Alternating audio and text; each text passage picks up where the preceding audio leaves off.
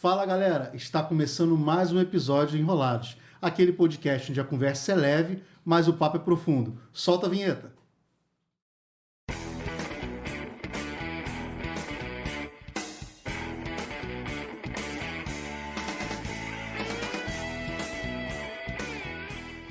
E hoje recebemos no nosso podcast um convidado nascido em São João de Meriti, casado com a Alexandra, pai da Esther.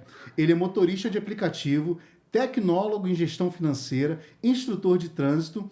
Sua trajetória passa por experiências marcantes no Instituto em São Paulo, momentos únicos com passageiros e história onde ele foi instrumento para ajudar e curar pessoas. Hoje conosco, Juan Henrique. Seja muito bem-vindo. Valeu, Thiago. Obrigado. Prazer estar aqui contigo essa noite. É meu, com certeza. Muito mais meu. O que você pode falar, já começando assim, de cara? Quem é o Juan? Bom, como você disse na apresentação, nascido aqui, São João de Meriti. Apaixonado pela minha família, apaixonado por Deus, pela Bíblia. É um assunto que eu mais gosto de falar. Apaixonado pela minha igreja, por amigos. Simples. Sou quem sou e é isso, ponto final. Agora você é pai, né? A Estherzinha tá há quantos anos? Graças a Deus, 2 anos e meio. E aí, como é que foi essa experiência na sua vida de ser pai? Foi maravilhosa e tenebrosa, assim. Quando a notícia chega, aquela coisa, meu Deus, você é pai, legal. E agora, o que eu tenho que fazer? É isso. Vamos descobrir o que a gente tem que fazer. Vamos conversar com quem já é. Vamos conversar com quem eu acho como exemplo. O que eu tenho que deixar pronto. Chega no final, ela nasce, tu fez um monte de coisa e tu percebeu que ainda faltava coisa. Ela tinha coisa para fazer, né? Sempre tem, cara. Não adianta, sempre tem. É isso aí. Ser pai é esse desafio aí, né, cara? Mas foi um divisor de águas na minha vida. Uma coisa que eu falo para todo mundo é que eu só entendi realmente o que a Bíblia fala em João 3,16, que Deus amou o mundo de tal maneira depois que eu fui pai. Eu não sabia. Eu acho que eu não sabia o que era amor até segurar aquela pequenininha no meu colo. E pra gente que é pai, a ficha só cai quando pega no colo, né? Só. Enquanto tá na barriga, eu falo isso pra todo mundo, enquanto tá na barriga da mãe, pra mãe a ficha já caiu. Uhum. Mas pra gente, cara... O pessoal fala, amor de mãe não tem igual. Não é que a mãe ama mais do que o pai. A mãe ama primeiro. A mãe tá cuidando da criança e o pai tá cuidando da mãe. O pai só começa a cuidar da criança quando vem pro colo dele. Enquanto tá na barriga da mãe, o pai tá cuidando da mãe. Como é que eu vou cuidar de... Não tem como cuidar da criança, a criança tá ali dentro. Então, quando você começa a entender, fazer, cuidar de uma criança, a mãe te ensina porque ela já passou por aquilo. 9 meses antes. Eu costumo muito, quando a gente estava... Experiência do nosso primeiro filho, e eu falava assim, cara, a gente vai se preparando, né? São 9 meses aquela expectativa para você ter uma criança, 9 meses. E desde o primeiro momento que você descobre que vai ser pai, vai ser mãe, a tua mente já vira uma chave que, cara, tu fala assim, peraí, eu vou ter que mudar algumas coisas. A gente fica falando o tempo todo, não vou mudar nada. Não sei se foi assim contigo. Não vou mudar nada, vai continuar fazendo tudo que... Mano, quando vem é muito diferente, porque a gente é responsável por aquele ser. Se a gente não mudar nada, aquele ser, desculpa, morre. Morre. Você tá casado há quanto tempo? Eu acho que eu não falei a sua idade, né? Você tem que estar com 34 anos. 34. Não vai errar a data não, irmão. Não, é porque tem uma... Assim, eu me considero casado há 9 anos. Porque casado no papel mesmo tem menos tempo, mas a gente tá junto, mora junto há 9 anos. Entendeu? E como é que foi isso aí, você conhecer a sua esposa? Ela trabalhava com o meu pai. Ela trabalhava para o meu pai, né? Aqui em São João de Meriti. E o meu pai me chamou para ajudar um dia. Numa gravação que ia ter, coisa de partido, política e tal. Ele me chamou para poder ir numa gravação. E aí eu entrei no ônibus, que ia o pessoal e tal, e sentei ali tranquilo, a maior parte do pessoal me conhecia, e eu, quando estava no meio do pessoal, era quem eu sou, mas buscava ficar um pouquinho mais tranquilo, porque, querendo ou não, meu pai era o chefe deles, então eu falei, pô, Eu não vou dar um mau exemplo, né? Não dá pra vacilar, não dá pra fazer de qualquer Vou forma. mostrar que meu pai soube me criar. E aí eu tô bem sentado ali, daqui a pouco no banco da frente, sobe assim uma figura. Tum! Fica de cara comigo pra falar com o pessoal que tava lá no fundo do ônibus. Aí eu olhei a figura e falei, interessante. Mexeu contigo. É, falei, me agradou o olhar, me agradou os olhos. Aí, mas tranquilo, tinha até uma amiga que eu tinha indicado a trabalhar com meu pai, na época eu tava sentado do lado dela, a gente foi conversando, acabou que a gente começou uma conversa, eu e Alexandre. Aí, a partir dali, eu nunca mais larguei o osso, mano. Ela tentou, mas eu... A partir dali, eu peguei Falou, número, descobri... se tá aqui comigo, já era. Você chegou, Não, já era. Já era. Falou oi, falei, vou casar. Tá aí, eu casei. Não sei por que ela fez isso, Tem mas uma experiência, eu acho que você pode contar, que foi bem interessante, o seu casamento, a sua cerimônia de casamento. Foi. Eu e Alexandre, a gente tinha um sonho de casar na praia. Não foi eu que influenciei ela, não foi ela que me influenciou. Os dois já tínhamos. E aí, quando a gente foi casar, a gente estava duro. Hoje a gente está um pouquinho melhor do que duro. Mas a gente falou, vamos casar no cartório e acabou. Tanto que casamos no cartório, fomos para casa, almoçamos juntos e eu saí para trabalhar. E a gente tinha uma grande amiga que é a nossa madrinha de casamento, a Luciana. Conheço. Ela acompanhou muito a Alexandra assim que ela se converteu, né? Acompanhou muito a gente, foi nossa professora no curso de casados.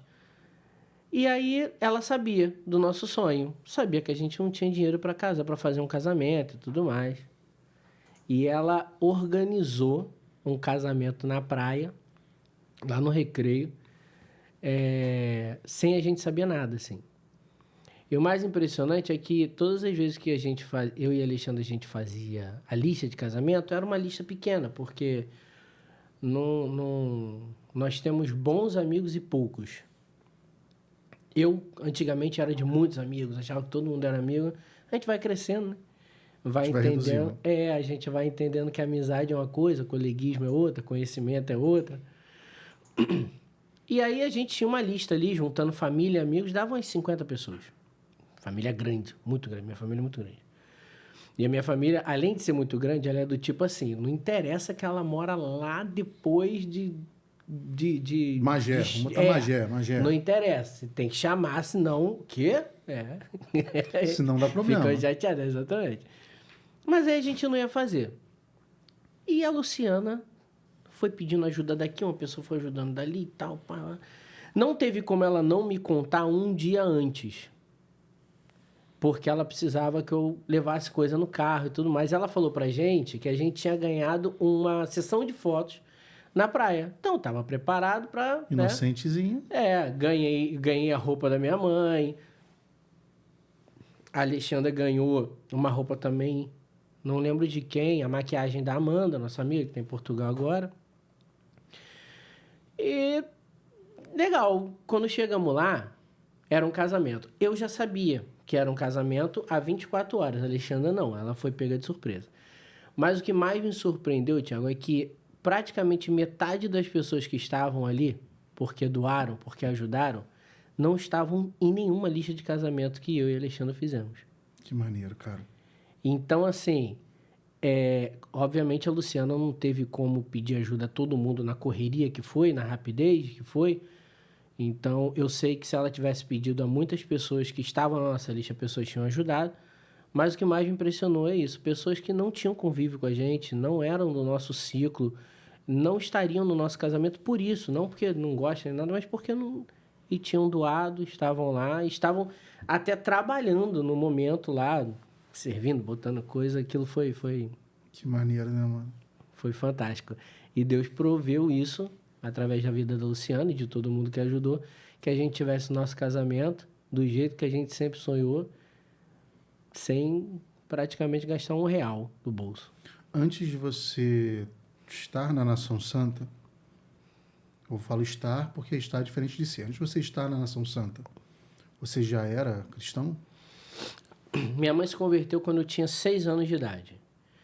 E aí eu comecei a ir com ela. Gostava muito, como falei, eu sempre fui fácil de fazer amizade e na igreja é muito fácil fazer amizade. E eu decidi ser. Eu me batizei porque eu quis, sem pressão nenhuma e tudo mais. E eu fiquei até mais ou menos entre 2 ou 3 igrejas ali, que a gente acabou indo de uma para outra. Eu fiquei até os meus 15, 16 anos. Aí eu me desviei. Algumas coisas aconteceram, mas o principal motivo eu quis.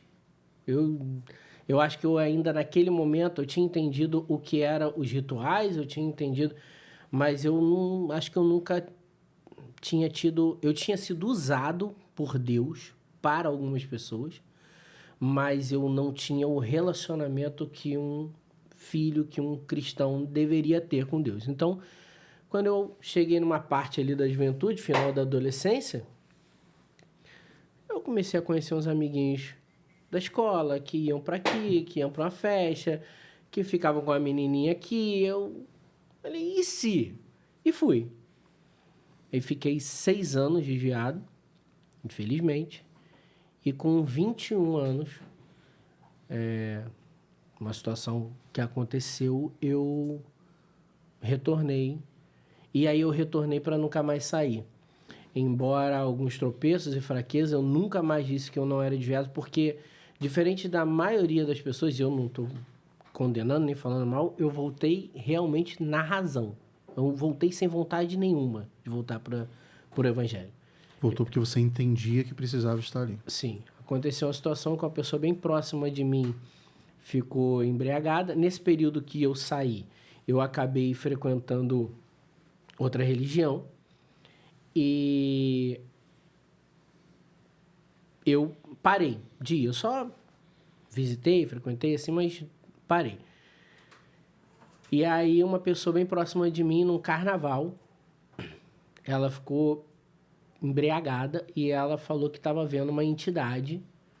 E a entidade falava que por mais que eu não estivesse lá, ela ainda guiava a minha vida, mandava a minha vida e fazia de mim o que queria. E eu era muito orgulhoso naquela época.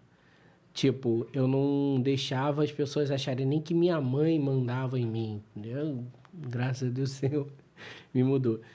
E aí, naquele dia, eu tomei a consciência. Eu não sou mais forte do que eles sozinho, mas eu conheço alguém que é. E decidi voltar. Falei, eu vou me alinhar a quem é. No outro domingo depois disso, eu fui na Nação Santa, já conhecia, já frequentava, eu tinha mais amigos na Nação Santa do que tinha fora de lá. E eu lembro que eu não lembro qual foi o louvor, quem pregou, não lembro de nada, porque eu fui decidido a voltar para Cristo. E eu cheguei lá na frente, eu estava numa situação assim que eu não sabia nem se eu realmente acreditava na existência de Deus. Mas sabia que se ele existisse, ele era mais forte do que qualquer outro. E eu cheguei lá na frente e falei, Deus, eu tô aqui. Eu não queria estar. Queria estar num barzinho agora, eu queria estar tomando uma cerveja. Mas estou aqui. Não sei nem mais em mim o que não te agrada, o que eu estou fazendo mal de errado. Então faz o seguinte, estou aqui. O que eu tiver que ser mudado e transformado, eu abro a porta. O senhor faz. E ele foi mudando. Uma semana depois eu sentei para tomar uma cerveja. Tava nem aí que eu tinha aceitado Jesus na semana antes. Na semana depois... Vou testar, né? Vou testar, sim. Aí eu, com um amigo, botei a cerveja, peguei o copo conversando, fiz assim, ó. Quando o cheiro entrou, o estômago embrulhou na hora. Na hora. E ali eu lembrei das palavras que eu tinha falado com Deus. Falei assim, muda.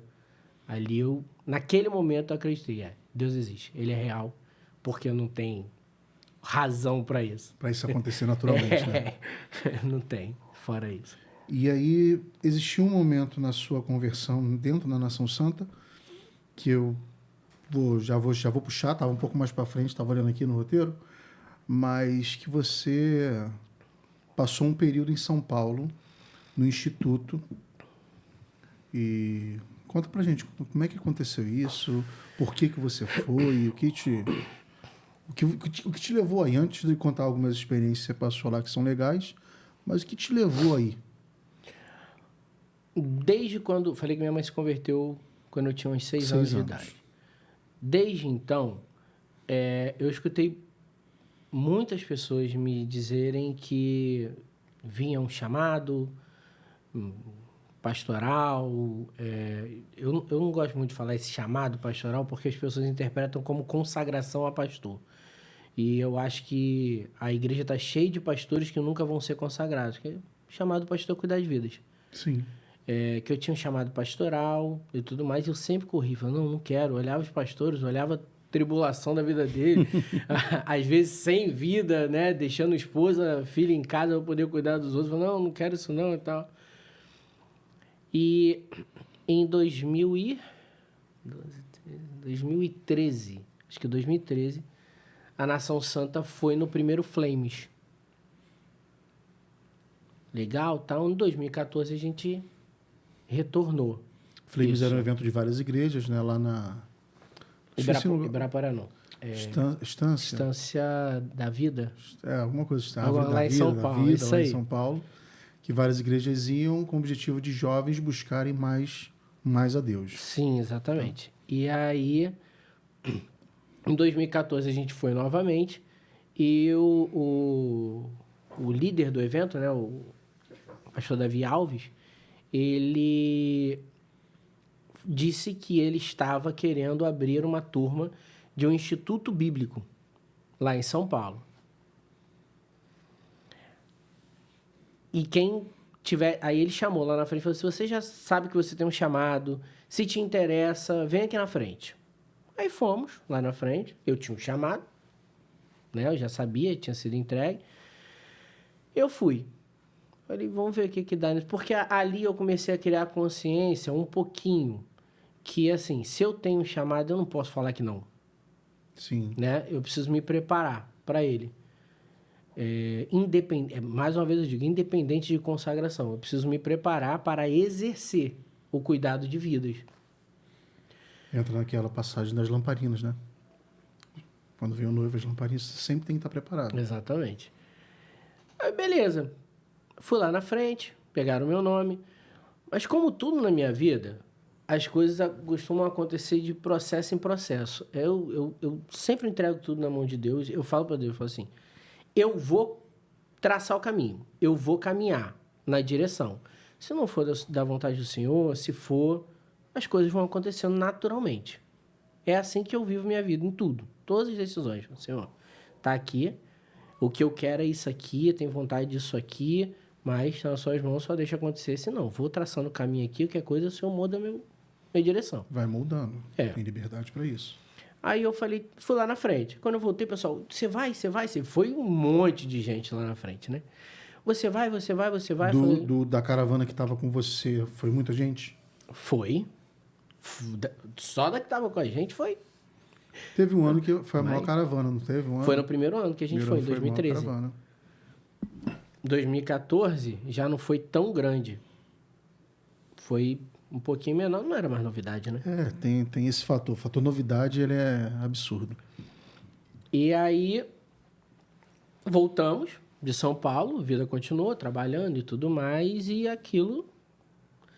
Eu não esqueci, porque as pessoas continuaram falando, mas eu não movi nenhuma palha, assim, não comecei a programar a minha vida para ir, não. Eu fiquei esperando mandarem e-mail, valores e tudo mais, mensalidade. Quando chegou, eu lembro que era mensalidade de R$800 por mês. Isso em 2015. Aí eu falei, gente, R$800 por mês. Eu trabalhava, mas não dava para juntar R$800 para um período de 5 meses para deixar pago. Porque eram 5 ou 6 parcelas de R$800. Falei, não dá fazer isso. Eu falei, tá, vamos ver. E comecei a falar com a minha mãe, comecei a falar com um amigo aqui, um amigo ali. Falei, cara, não sei como é que vai. Aí eu não... Alguém lá na igreja vendia... Eu vi alguém... Lembra o Léo? Léo. Ele fazia trufa para vender. E acho que alguém me deu a ideia. Falei, cara, conversa com o Léo, vê se ele não te vende mais barato. E aí a gente vai vendendo. Aí eu comecei a fazer as contas. Falei, cara, é muita coisa vendendo. É muita trufa para R$800. Só que aí, mais outra pessoa... Tá vendo como é que é? Eu nem lembro quem foi. Eu sei que as pessoas chegaram com as ideias e falaram assim, cara... Você conhece dono de escola de idiomas, você conhece dono de autopeças e tal. Vê se você não pode deixar um potinho com uma quantidade lá neles. Conversa com eles, lá nas empresas. Falei, pode ser. E aí eu comecei a fazer isso antes da data. Falei, tá bom, vamos ver. Deixei um aqui. Ah, não, tudo bem, cara, pode deixar aí, legal. Deixei outro ali, não, tudo bem. Ninguém falava não. Todo mundo aceitava. Todo mundo entendia o propósito. Aí eu falei, tá bom, vamos ver. No ruim, eu levantei um dinheirinho pra mim, se eu não for, né? Aí aconteceu, quando começou a chegar mais perto, as pessoas começaram a me incentivar para sair também para vender. Rodrigo saía depois do culto para mim, comigo rodando na pavuna vendendo trufa. Aí eu comecei a entender, falei, não, isso aqui tá nos planos de Deus para eu ir. E aí foi indo. Eu paguei a primeira mensalidade e fui. E minha mãe ficou aqui, quando acabava de um lugar, ela... Tirava do outro. Quando acabava um pote em alguma dos locais que a gente deixava, entendi. comprava mais, botava lá para poder revender e tal. Aí arrumaram uma festa para fazer aqui, para poder levantar, o pastor deixou. E foi pagando. E eu fui ficando lá e fiquei os 6 meses lá, estudando Bíblia de 8 da manhã até as 5 horas da tarde, o dia inteiro. Caramba. Dentro de uma chácara, lá em Atibaia, você não ouvia barulho de carro. Você acordava, olhava para alto assim, tucano voando. Não via barulho de carro. Lá dentro mesmo, interior. Era meia hora para chegar no centro de Atibaia. Deu meia hora de carro. Caramba, mano. Um friozinho gostoso, hein? Podia estar o calor que fosse. De manhã, o mato tinha uma camadinha de gelo, assim. Caramba, que maneiro, mano. Como é que era essa... Aí a gente até avançou. Como é que funcionava... Assim como a gente teve o Isaac aqui, eu perguntei muito, que eu sou bem curioso, né? Como é que era essa vivência ali dentro da chácara? Como é que funcionava ali? Eram vocês mesmos que faziam o alimento? Tinha uma equipe? Como é que funcionava essa divisão ali das tarefas? Não, quem era responsável pela... começou assim. Tinha uma equipe, né? Tinham 2 meninas que eram participantes. Elas também faziam curso com a gente, mas elas eram meio que as coordenadoras. Uma ficava na cozinha, cuidava da cozinha. Tinham quantas pessoas?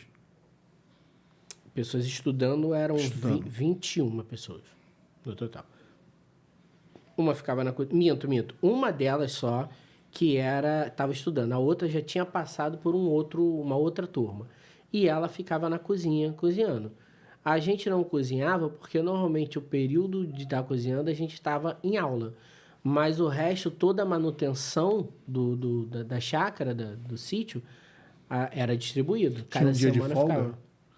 Ou era de segunda a domingo direto? A gente estudava de segunda a sexta. No sábado, a gente saía para fazer evangelismo. E no domingo era folga. Mas a gente não gostava do dia de folga. A gente preferia que a gente fosse trazido para assistir o culto no centro de São Paulo, na igreja sede. Isso aí, na igreja sede. Porque, imagina, você no primeiro mês, beleza. No segundo mês, um dia de folga, são 24 horas que nunca passa. Tá doido para voltar para casa, tá com saudade de casa, tá com saudade da tua cama. 24 horas. E assim, a gente não trabalhava muito. A gente passava muito tempo sentado estudando. Não era uma coisa que a gente estava estafado fisicamente. Não. Então, quando a gente podia ir para a igreja ao invés de ficar lá, era bem melhor. Ia de carro, esse transporte de carro, de Sim. ônibus, carro, Às sempre vezes, carro. às vezes vinha uma van levava, às vezes vinha um monte de irmão da igreja com os seus carros para poder levar. Foi uma coisa que, assim, se a gente botar no custo, um aluguel de uma chácara daquela, onde era, É porque a gente não está falando de um eventozinho de final de semana, a gente vai pagar, sei lá, 6, 7 mil no aluguel. Está falando de um aluguel de 30 dias, né? é, foi bem uma coisa mesmo que ainda precisou contar com a ajuda da igreja sede que promovia o curso. Entendi. Tem alguma experiência antes de a gente mudar? Tem alguma experiência que você possa contar lá que aconteceu? Lá, pô, Muitas, né? muitas. Conta algumas aí, cara. Eu acho que, assim, uma que eu gosto muito, que quem estiver assistindo e fizer Na hora que você parte... quiser, você pode falar para essa câmera aqui. Se você faz parte do Ministério de Evangelismo, escuta isso. A gente ia para o evangelismo no domingo ou no sábado. Então, na sexta, na sexta depois que acabava a última aula. Não, minto. Eu acho que, se eu não me engano, na sexta ia só até meio-dia e à tarde a gente tirava para isso. Ou se a gente fosse só no domingo, no sábado, a gente fazia horas de oração e intercessão pelo evangelismo. Mas não é pela eficiência do evangelismo, é para que Deus mostrasse com quem, o que, como ele queria falar. Era um propósito específico. Sim. Esse evangelismo, vocês iam andando da chácara para a cidade ou para o ponto? Não, porque senão a gente ia fazer evangelismo para boi. A gente ia até o centro de Atibaia, ou o centro... no centro de Atibaia, onde a gente fazia evangelismo era o centro de Atibaia. Entendi. Normalmente numa praça, que é um... a gente não andou muito, mas o que parece é que o centro de Atibaia não é muito grande, assim, o centro Não, já tive, já. Então, e aí... Já estive. Deixa eu me corrigir, que senão depois ali na edição eu vou ficar, cara, já tive. Tive o quê? Já estive no centro de Atibaia. E aí a gente começava a orar, Senhor, amanhã a gente vai, a gente precisa... O tempo era curto, então a gente precisava de efetividade. A gente precisava realmente levar, não jogar... A gente não podia perder semente, a gente não podia jogar pérolas a porcos, a gente tinha... E aí daqui a pouco no meio da oração alguém via, não sei, uma bolsa vermelha. Legal. Aí vamos continuar orando. Daqui a pouco alguém ouvia a palavra sobrinho. Ok, vamos continuar orando. Daqui a pouco alguém viu uma camisa de tal cor. E aí a gente ia. Aí no dia seguinte a gente estava lá. De repente, passava uma moça de bolsa vermelha, de camisa da cor. A gente abordava, começava a conversar. No meio da conversa a pessoa falou assim, porque meu sobrinho tá acamado. Aí a gente entendia, irmão. Foi assim, é Deus. Foi Deus que é ela. Hoje é o dia dessa pessoa. E aí era quase assim, 100%, 95% dessas pessoas específicas aceitavam a Cristo ali naquele momento com a gente. Cara, que maneiro, mano. Evangelismo, assim, de poder. O foco dessa escola, o foco lá que vocês faziam do Instituto, era para conhecer mais da Bíblia? Lógico, conhecer mais da Bíblia sempre. Mas você está falando do evangelismo, que é algo que eu nunca ouvi você falando. Então, o foco lá era conhecer da Bíblia para levar o evangelho para conversão, ou conhecimento para a igreja? Tem como numerar ou era mais abrangente? Principalmente, claro, a gente tem uma passadinha, por exemplo, da história, a história do cristianismo, a história da igreja e tal. Mas a maioria das matérias eram com foco na prática da vida cristã.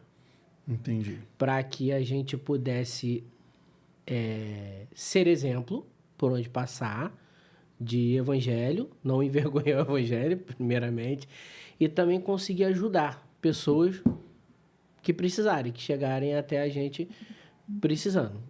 Esse era o maior foco. A gente teve aula de missões, a gente teve aula sobre... chamado, né? Fugiu a palavra agora, dons espirituais, né?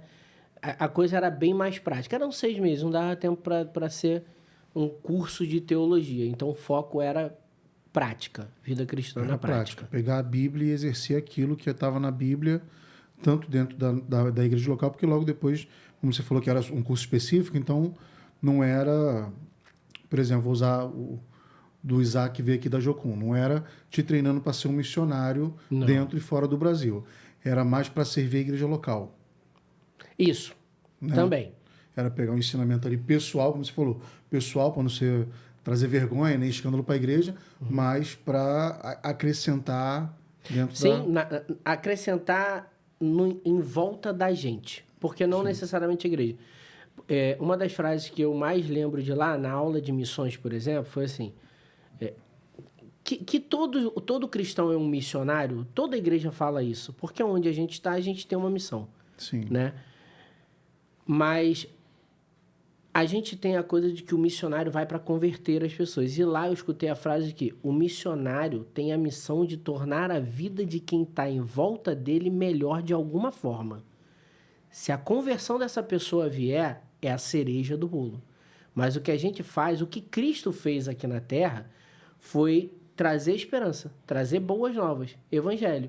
Quem seguiu, amém, glória a Deus, maravilhoso, essa aí é a meta máxima, mas a primeira meta é o que eu posso fazer por quem estiver perto de mim que eu vou melhorar a vida dessa pessoa de alguma forma. Entendi. Tem alguma coisa engraçada, estranha que aconteceu lá?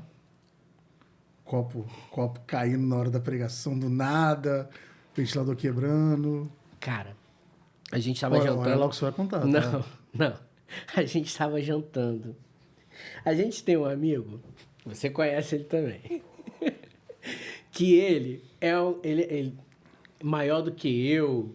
Você olha assim e fala assim, cara, o cara é brabo, o cara é de mal. Mas quando ele vê um inseto, ele vira uma... Sei quem é, irmão. Ele virou uma criança. E aí... Vocês estão no meio do mato, né? Tipo, não tem inseto, não tem. Nem um pouquinho. Aí, beleza. A gente tá jantando. Alguns já tinham acabado de jantar, outros ainda estavam jantando. Ele, inclusive, estava jantando, sentado na varanda, assim. Ele conversa muito, Cri, então cri, a gente...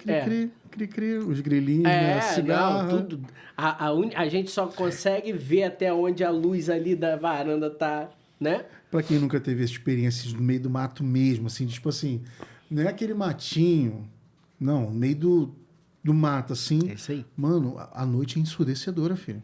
É muito barulho que tem de dia não tem, mas de noite é muito barulho, O cara. barulho dos insetos e o barulho das árvores e mato balançando com vento, assim, A gente escuta aqui, é baixinho, no meio do mato. Às vezes a gente vai até pra um beça. sítio, assim, que parece ser longe pra caraca, mas, mano, não chega a ser esse nível que você realmente falar, cara, você não consegue ver nada ao redor, não existe nada.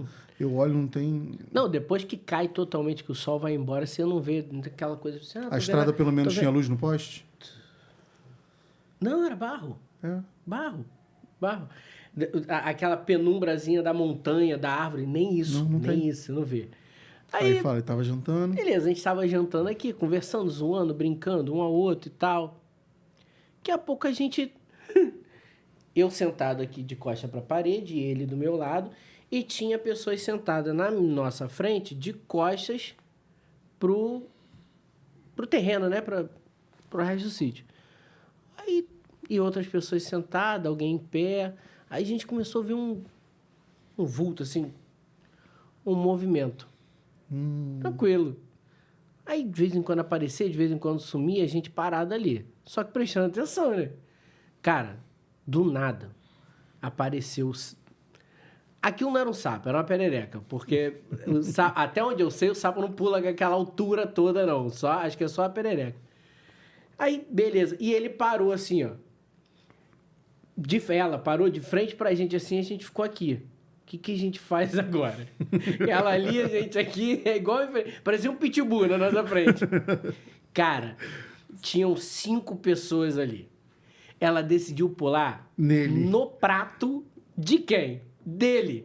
Mano, Jesus, amado. eu nunca vi um gordinho tão maleável na minha vida. Que isso, cara. Porque ele saiu contorcendo assim, com medo daquilo pegar nele, mano. Absurdo. Absurdo, absurdo. Gente, é demais, né, cara? Muito medo. Cara, assim, os mosquitinhos que são maiores às vezes. Cara, fica tranquilo. Não, não, tô tranquilo, tô tranquilo, tô tranquilo. Não tá tranquilo, não. Já pegando o casaco, fechando aqui, só aquela gritinha poder olhar e se olhar, senão vai apalpando. Juan, hoje você serve na igreja local, né? Na nossa igreja, e além de servir, você também serve na sua profissão as pessoas, Sim. né? Diretamente. Tem gente que serve diretamente, mas na tua profissão você serve diretamente. Antes de a gente entrar no assunto da igreja local, que é um assunto muito legal e que vai não só agregar conhecimento para a gente, mas para quem também está nos ouvindo, poder também usar um pouco do que a gente usa na sua própria igreja. Conta pra gente, como é que surgiu a profissão? Aí você volta de São Paulo. Volta de São Paulo. E a partir de agora, o que acontece com o Juan aqui na Nação Santa 2016? Você voltou quando? Você lembra? Voltei no finalzinho de 2017. 2015. Teve o Flames em dezembro, iníciozinho de dezembro, e dali a gente volta, né? Então, a formatura do teu curso foi no Flames. Foi no Flames, isso aí. E aí a gente volta em dezembro. E começa 2016, a gente arrumar trabalho, né? Porque ninguém, pelo menos eu, não voltei esperando virar pastor e receber da igreja, não. Ficar de tempo integral na igreja. Eu falei, vamos embora. E aí, não consegui. Uma daqui, ver dali e tal, não tinha vaga em lugar nenhum. Início de ano, as empresas normalmente têm um custo mais alto do que a entrada, né? Ninguém está contratando no início do ano. Geralmente contrata no final, dependendo do segmento, né? Ou então da metade para frente. Isso aí. E aí apareceu, na época, o aplicativo. E eu sempre amei dirigir. Sempre amei dirigir. Tá no sangue. Meu avô, com 14 anos, era motorista de trator na roça, né? Meu pai também dirige desde novo. Sempre gostei muito. Inclusive, eu falei aqui que eu me converti. Uma semana depois, eu fui beber uma cerveja e não consegui. Mas aquela cerveja ali já era assim, pouquíssimas. Porque eu praticamente parei de beber quando tirei a habilitação. Não foi nem quando me converti, não. Porque eu sabia que eu não podia confiar nos meus amigos se a gente saísse. E eu sempre amei muito mais dirigir do que beber. Então, eu paro. Aí, eu tinha habilitação, amava dirigir, tinha a possibilidade de rodar em aplicativo. Falei, vamos tentar, né? Só que eu era bem novo naquela época, não era casado ainda. Quando você voltou de São Paulo, você já tinha habilitação? Já, tirei a habilitação assim que eu saí do quartel. Entre 19 e 20 anos ali, eu já tirei a habilitação. Tava doido, amava aquilo, dirigir. Eu não tava nem aí a possibilidade de ser parado dirigindo sem carteira, meu Deus do céu. Acontece. Minha filha, não escute isso. Futuro, né? Ela vem Pai, eu peguei teu carro para ir ali rapidinho. Não, pelo amor de Deus. Eu fizer 18 anos, já tira a habilitação para não acontecer isso. Aproveita que o pai já vai ensinar. Já é verdade. Vem a nova lei aí, não precisa nem mais na autoescola se bobear daqui a pouco. Isso aí, irmão. Se vier essa nova lei, o instrutor vai adorar. Vai adorar os Vai no instrutores. particular, né? Quem não vai gostar, de autoescola. Vai sair do aplicativo e vai fazer só particular. Aí vai ter dono de autoescola voltando a ser instrutor rapidinho aí. Rapidinho, vai ganhar mais dinheiro, irmão. Pô. Aí... Também, desculpa, mas vai ter uma concorrência... Absurda. Tem um monte de gente que virou instrutor e parou no meio do caminho porque de repente conseguiu algo melhor ou não gostou e quando vier a possibilidade do dinheiro, irmão, é igual você tá falando do aplicativo. Tem gente que dirige, mas não gosta de dirigir, irmão. Verdade. Dirige porque aprendeu ali... A gente estava até conversando essa semana passada, aprendeu o caminho das pedras ali e sabe como tirar um bom dinheiro. É isso aí. Tá falando? Tá falando do aplicativo. Como é que é o aplicativo? Vou tentar. E gostei. Só que eu não trabalhava com estratégia, né? Trabalhava ali, não pagava nada, morava com a minha mãe ainda e tal. A princípio não deu muito certo. Aí eu entreguei, fui fazer um bico aqui, um bico ali. Nesse meio tempo conheci a Alexandra. Meu pai tem uma pequena empresa. Aí eu comecei a fazer uns bicos com meu pai. Chegamos a abrir uma lojinha. Aí eu fiz um curso de manutenção de celular e tal. Trabalhei um tempo, mas não... Eu sentado atrás de máquina não é minha vida. Não é. Aí não deu muito certo. Até que as opções esgotaram, aí eu falei assim, não, vou voltar para o aplicativo. Aí, alguns amigos meus que tiraram a habilitação depois, ou que viram até eu começar a rodar, começaram nesse período que eu parei, esse 2 anos aí que eu parei. Aí quando eu voltei já tinha eles. Aí falei, vou cair para dentro. E comecei aí, tô nessa... Desde a primeira vez lá, 9 anos. Vamos botar num total 7. 7 anos que eu rodo por Muitas aplicativo. experiências boas e ruins. Oh, e como? Vários confessionários. No meu caso, mais boas do que ruins. Eu vejo muito motorista de aplicativo falando de experiências muito ruins assim. Eu não sei se eu não sou tão Caxias igual eles, ou se realmente o Senhor me livra. Mas eu Do nunca laço tive... do passarinheiro. Assim, ruins que eu tive foi de assalto, né? De ficar no meio de tiroteio. Mas com o passageiro em si, tirando o assalto, Tirando assalto. tenho nenhuma muito... Daqui a pouco a gente volta nesse assunto aí para você contar umas experiências legais. Gente, dando uma pausazinha aqui agora na nossa conversa, acabou de chegar o nosso lanchinho aqui. Nosso patrocinador, a Mose Alimentos, mandou pra gente um bolo de leite ninho com Nutella e não pode deixar de mandar os salgadinhos. Lá na loja você encontra para ponto consumo por encomenda, torta congelada, torta para você levar direto para sua festa, para a reunião daquela equipe. Você que é supervisor, você que é líder, dá aquela moral para tua equipe, vai lá, compra um kit lá na Mose.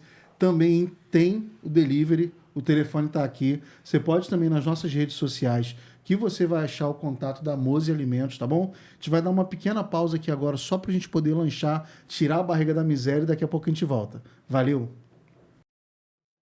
Você possa usar no Uber, algum testemunho do Uber que você possa usar, de passageiro, alguma coisa assim? Referente a? Você ter sido usado por Deus para curar alguém, para tratar alguém, dar uma palavra para alguém dentro da profissão. Porque depois disso eu vou falar sobre os seus projetos. Tenho. Eu tenho 2. Um que eu falei e o outro que eu fui... Que é assim... Eu tava levando, a pessoa tava no... Ela entrou e ficou quieta lá atrás. Alguma coisa dentro de mim falou assim, coloca tal louvor. Aí eu, coloquei tal louvor. Você lembra o louvor? É um da Bruna Carla. Tira o mão da boca, que senão não... Não sei porque eu ia rotar. É um da Bruna Carla que fala sobre quanto Deus nos ama. Ele é antiguinho já, só não lembro exatamente qual é. Eu lembro do teor da mensagem. Irmão, botei o louvor, tranquilo. Daqui a pouco comecei assim. Eu comecei a escutar, mano. Foram uns 40 minutos de viagem. A mulher foi chorando a viagem inteira. No final eu cheguei, aí falei, tá tudo bem? Aí ela, tá, obrigado. E saiu do carro. Caramba. Mano, o ambiente do carro era outro, assim, era... Eu não falei nada com a mulher, pô. Não falei nada. O Senhor tratou com aquela mulher alguma coisa sem eu precisar... Aí eu lembro de John Piper, né? Prega o tempo todo, se precisa, use palavras. É verdade. John Piper? Cara. Acho que é John Piper que fala isso. É verdade. Muitas vezes a gente acha que só é usado por Deus quem está na frente, quem está com o microfone, quem fala, Cara, as nossas grandes experiências de transformação com Deus, de falar do Evangelho, geralmente é aquela hora que não tem ninguém nos vendo, né? Direto, o tempo todo. O pessoal que já trabalhou comigo e quem trabalha sabe disso. Eu falo o tempo todo. Eu falei, cara, A vida é sempre um grande teste. Se não é o teu cliente te testando, o teu passageiro te testando, vai ser Deus te testando o tempo todo. O tempo todo aparece a oportunidade lá de você enrolar a pessoa. Isso é fato. Aham. E aí, naquele momento, você decide. Eu faço ou não faço o que a Bíblia manda fazer? E a escolha é óbvia. Não tem o que pensar. Tem que fazer. Se a Bíblia manda eu ser fiel, eu tenho que ser fiel e não interessa. Não interessa. Ah, mas, cara, rapidinho, acho que não é nem contigo, mas eu vou contar, tá? Eu vou contar. Fala assim, Thiago, tem alguma experiência? A gente foi fazer um serviço na Barra da Tijuca. E eu cheguei lá, eu identifiquei qual era o problema. Eu falei pro cara, olha, o problema da tua máquina é que ela está com vazamento de gás. E o vazamento não é aqui numa das válvulas, porque eu estou vendo não tem indício. E provavelmente é um vazamento lá dentro. Não, mas o cara veio aqui, que não sei o quê, falou que era isso, que era aquilo outro. Eu falei, não, irmão, tudo bem, não tem problema. E eu lembro que naquela época, naquele dia que eu fui, eu já tinha pagado algumas contas, então eu basicamente estava com dinheiro para ir e vir e acabou. Né? A conta e esperando o próximo dia. A gente que é autônomo, a gente é assim. Se furasse um pneu. Exato. Se furar um pneu é na provisão do macarrão, quer dizer, eu tenho macarrãozinho lá no carro, porque... Aí, beleza, aí cheguei. Aí ele falou, não, é assim, assim, assim. Eu falei, não, tudo bem, meu irmão, tudo bem. Não é isso. Eu não vou te cobrar isso, porque eu sei que daqui a pouco eu vou fazer e uma semana tu vai me ligar e vai dar errado. Beleza. Aí eu virei as costas e falei, não, prazer te conhecer, que não sei o que, qualquer coisinha ser. Aí eu virei as costas, ele se despediu, virei as costas e fui embora. Aí ele me deu um grito. Falou, Thiago. Aí falou o nome do patrão, Marcelo. Falou, Marcelo quer te conhecer. Eu falei, tudo bem. Quer marcar um dia? Não, ele tá lá em cima. Eu, beleza, vou botar as coisas no carro aqui e vou... Isso que eu fui botar as coisas no carro, ele desceu e me encontrou. Eu nem subi, ele desceu, me encontrou. Falou, cara, então qual é o real problema? Boa tarde, né? Boa noite. Foi boa tarde, bom dia ainda. E aí, qual é o real problema? Eu expliquei, ele falou, e aí, você vai fazer ou não vai? Eu falei, não, eu passei para ele está com esse orçamento aqui que ele me passou, e eu cobri o orçamento, mas não é isso aqui, vai ficar nesse valor aqui, esse aqui é o problema. Não, pode executar. Aí nessas horas a gente fica vendo, porque assim, ele podia muito bem ligar para outro rapaz que ficou bem mais em conta, né? Bem mais barato, e fazer com outro cara e ter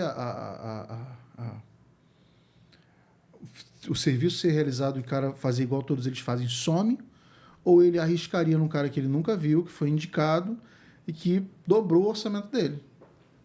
Aí, nessa hora assim, a gente fica... Cara, aí você fala, cara, porque o primeiro serviço era mole. Era mole. Era só botar o gás e ó, ir embora. Esquece, irmão. Quando você voltasse, não, cara, o problema não foi esse aí, então tem outra, aí tu vai e faz o outro, aí tu dobra, triplica, né? Bateu a meta, você dobra a meta e vai embora. Saudações. Bateu a meta e vai embora. E não, cara, fiz o serviço uma vez só e ó, acabou, não teve mais problema. Descobrimos onde era o vazamento, né? Realmente era na evaporadora.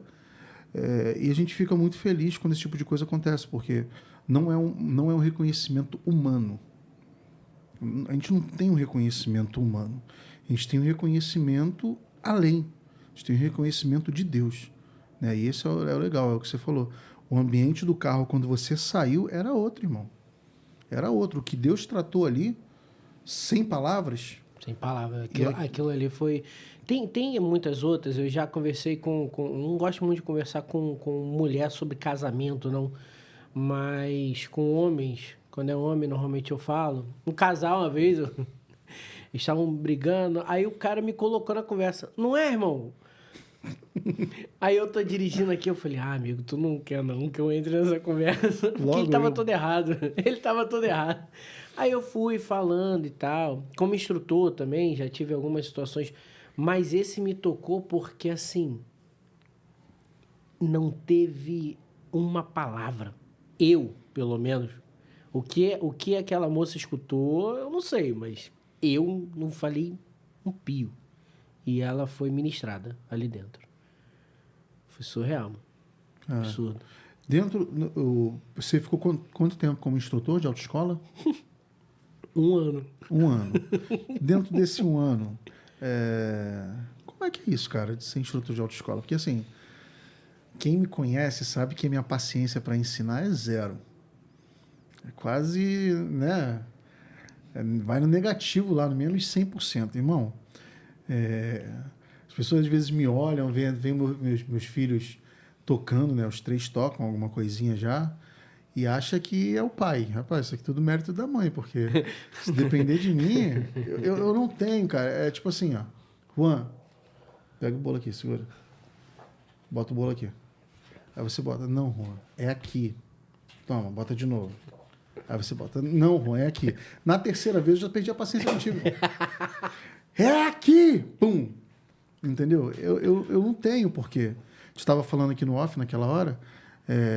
Eu sou muito no automático da primeira vez.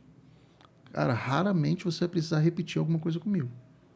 Eu vou pegar da primeira e quando você falar diferente, eu não vou te corrigir. Não, cara, tu falou que era assim, assim, assim. Vai mudar? Então, beleza, a gente muda. E é sempre da primeira. Então, a música a música na minha vida é assim, é na primeira vez. Pegou tudo, não foi. Não tem esse negócio de repete, repete, repete. Não dá, não. E eu fico imaginando. No trânsito, que é tão legal que a gente não fica nervoso no trânsito, né? Não fica com aquele cara que dá uma fechada na gente, que freia do nada, que liga o alerta e para, não é o cara que vem preparando, vai devagarzinho. Eu, quando vou parar, vou deixar minha esposa no centro ali do Vilar, dos Teles, alguma coisa assim, eu já venho com o alerta ligado e venho devagarzinho, tipo assim, para sinalizar que eu vou parar, tá vendo? Eu tô parando. Além do alerta, ainda bota seta para direita, de vez em quando desliga o alerta, liga o alerta. Todo sistemático, tá? Como é que é, cara, dar aula pra gente que tá aprendendo a dirigir, irmão? É desafiador. Por quê? Eu dirijo bem. Modéstia à parte, eu dirijo... E eu gosto de dirigir com segurança. Sou um cara que corre, nada disso. Obviamente que tu passa 10, 12 horas por dia dirigindo o aplicativo ali, tu faz uma besteira aqui, principalmente no finalzinho já do expediente, né? Tu A mente já tá distraída já. Tu já liga a seta para um lado e vai para o outro, aí alguém já dá um elogio para tua mãe. Já dirigiu em BH? Belo Horizonte? Não. É assim, tá? Seta pra direita, o cara entra pra esquerda. Eita, que delícia. Mano, é nesse pique, tá? Só antes de você voltar, já dirigiu em Campinas? Não, eu só dirigi... Grande São... Cara, assim... Dentro do Rio de Janeiro, isso aí. O trânsito de... Não vou falar trânsito, tá? O fluxo de São Paulo é totalmente diferente do fluxo do Rio. O fluxo de São Paulo, não estou falando do engarrafamento, pegar a Tietê, não. É um fluxo da galera que quer ir de um ponto ao outro no menor tempo possível, dentro do limite. Tá? Então, tipo assim, se havia 60, os caras andam 60. Se havia 50, 50. Se havia 80, a 80. E é indo. Não tem aquele negócio de pegou aqui assim, aí viu um poste, o poste, aí vai se distraindo, diminui. Não. É vral, vral, vral. É assustador. Primeira vez que eu fui em Campinas. Aí peguei centro de São Paulo, mas também fui em Campinas. Irmão, é assustador. É assustador. Já em Belo Horizonte é assim, o cara liga para um lado, vai para o outro, aí para do nada, se distrai, sabe? É totalmente diferente do Rio de Janeiro. E o Rio de Janeiro é uma caixinha de surpresa, irmão. É gente que sabe e gente que não sabe ao mesmo tempo. Mas e aí, como é que é esse negócio aí de dar aula, irmão? Aí, vamos lá. Eu sou contra, salvo algumas coisas na vida, assim, eu sou muito contra essa situação de que, assim, fulano não nasceu para fazer isso. Eu acho que todo mundo pode fazer qualquer coisa. O Cristiano Ronaldo tá aí para fazer... O Cristiano Ronaldo podia fazer qualquer coisa que ele quisesse. Eu também penso dessa forma. Todo mundo é ensinável. Nós somos programáveis. E aí vou tentar esse negócio aí. Tava doido para sair da Uber, né? Eu comecei a encarar aplicativo como profissão há pouco tempo. Sempre foi um meio para pagar as contas e um dia poder sair e tal, mas... Aí eu vou ser instrutor. E eu, diferente de você, eu gosto muito de ensinar aquilo que eu amo fazer. O que eu amo, eu gosto muito de ensinar. Se eu ficar na tua casa a noite inteira, a gente falando sobre carro... Eu adoro o Código de Trânsito Brasileiro. Eu gosto do CTB ali, brecha na lei, essas coisas assim. Outras leis eu não gosto não, mas o CTB eu gosto pra caramba.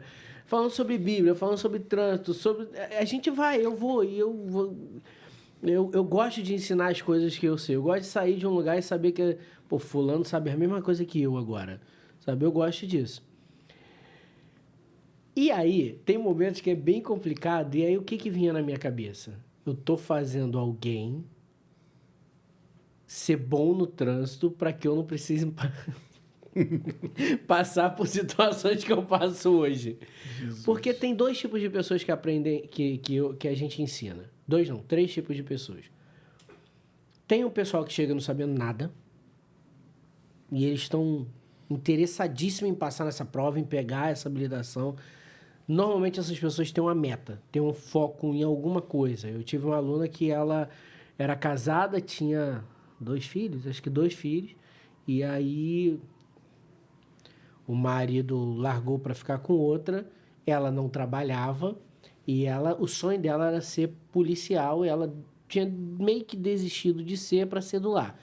Quando o marido foi embora, ela falou assim, pô, eu vou ter que trabalhar para sustentar meus filhos. Ela focou na polícia, mas para ser policial, fazer a prova, você tem que tirar a habilitação. Então, cara, a garota era focadíssima.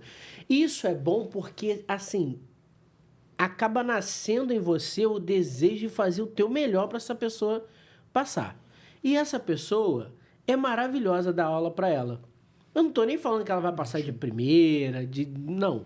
Mas ela vai aprender. Se vai passar é outra coisa porque envolve emocional, né? Mas ela vai aprender. Aí tem a pessoa que, assim, ela nunca teve vivência com carro, ela nunca gostou, ela nunca... Às vezes tá tirando porque o pai obrigou. É isso aí, ela tá tirando porque alguém pagou, tá tirando porque alguém convenceu ela de que é muito importante ter. Mas claramente você vê essa pessoa, ela vai sair da autoescola, nunca mais ela vai pegar no carro. Nunca mais vai pegar um carro. Essa é muito difícil. Porque é muito difícil você ensinar alguma coisa para alguém que a pessoa não quer aprender. É muito complicado. Você tinha meta? Não. Tem que ensinar a pessoa, ela tem que sair... Como é que eu vou falar? Pegou o Bruno aqui. Pá, cru, não sabe nada, nunca dirigiu na vida. Isso aí é sobre muitos assuntos, inclusive. Não, mas eu sei dirigir. Só não tem habilitação, mas dirijo muito. E aí, beleza, me distrai. Tá, pegou o Bruno ali. E aí você tem, vamos lá, 15 aulas. Não sei o número exato, mas 15 aulas práticas. E a pessoa ela começa do zero e ela tem, até a última aula, já está sabendo dirigir para fazer a prova? Saber dirigir, ela... Perdão. Saber passar na prova. O percurso da prova. É ao contrário. Porque dirigir é uma coisa, dirigir bem é outra. Saber dirigir, na segunda aula, ele já dirige. Tirar o carro do lugar aqui e tal, ligar a seta, passar a marcha, isso aí ensina a gente, normalmente na primeira aula já ensina. A 95% dos alunos já sabe fazer isso. Entendi, mas chegou a acontecer do aluno falar, não, meu professor não me ensinou. Por isso que eu não passei na prova e lá... Isso acontece direto. É cliente, cara. Cliente faz de tudo para poder conseguir alguma coisa de graça, entendeu? Isso acontece direto. A gente tem que se respaldar em cima... Normalmente uma autoescola não tem só um instrutor. E normalmente esses instrutores têm um local onde eles ensinam a baliza, ficam um perto do outro ali. E você vai conhecendo quem é o profissional, né, perto de você. Não tem como uma pessoa... Cara, é a mesma coisa para todo mundo. Não dá para não ensinar alguma coisa. Entendeu? Confesso a você que eu só tive 4 aulas práticas. Mas por quê? Vamos lá. Porque... Quando eu cheguei na autoescola, assim, aí o... Dedão ia embora. Não, na minha época não tinha nada disso. Assinava? Na minha época era assinado. Aí, vou te explicar o porquê eu falei 4 aulas, tá? As 4 últimas eu não tive mesmo, não tive. Entramos, aí chegou na autoescola o professor, Tiago, chamou, falou, sou eu. Beleza. Olhou pra minha cara... Vou falar autoescola também, né? Ela já fechou. Ou se mudou. Falou, cara, tem cara de quem dirige. Eu falei, tipo assim, né? A primeira vez que eu peguei o carro foi 12 de outubro de... Eu ia fazer 12 anos. Então, 7 dias antes dos meus 12 anos, foi a primeira vez que eu peguei um carro para dirigir. Meu pai falou, vamos dirigir. Então, eu tava com 11 anos e... Cara, eu não consegui tirar o carro do lugar. Mas depois daquilo ali, aquilo startou em mim, na minha mente, e eu comecei a observar sempre a troca de embreagem, aceleração, beleza. Com 12 anos eu já dirigia. Já tirava o carro, botava o carro para frente, botava o carro para trás, manobrava, ia para outro lado da rua. Não ouçam isso, meus filhos. Não ouçam isso. A gente está falando bastante com a câmera aqui nesse podcast. E aí o instrutor falou assim, você já dirige? Eu falei, já. Aí ele pegou, parecia até Velozes... Na época eu me senti Velozes e Furiosos, né? Jogou a chave na minha mão e falou, vamos embora. Eu falei, pra onde? Sabe pegar a linha vermelha? Eu falei, isso aí. Vamos embora. Caraca. Assim, primeira aula. Peguei, saí do centro do Vilar dos Teles, em direção à linha vermelha, passei ele pelo Lugano, aquela reta toda, fiz o balão, Dutra, linha vermelha, vamos lá para Caxias, onde treinava em Caxias. Aí ele, cara, tu dirige, tem umas manias assim, me deu aquele feedback, mão no volante, para não ser reprovado. Falou, agora eu vou te ensinar a fazer baliza. E a única coisa que a gente vai fazer agora, daqui para frente, é baliza. A gente vai vir nesse trajeto, baliza. Aí fiz 4 aulas. Aí já tava craque em baliza na segunda aula, porque para quem me ouve, para quem nos assiste, é um macete. 2 para lá, 2 para cá, vai para frente, vai para trás, acabou. Tem um macete ali, cada carro tem o seu...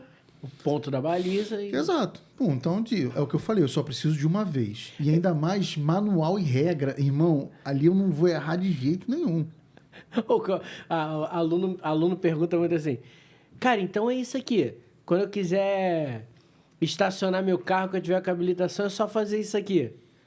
Aí eu falo, teoricamente, sim.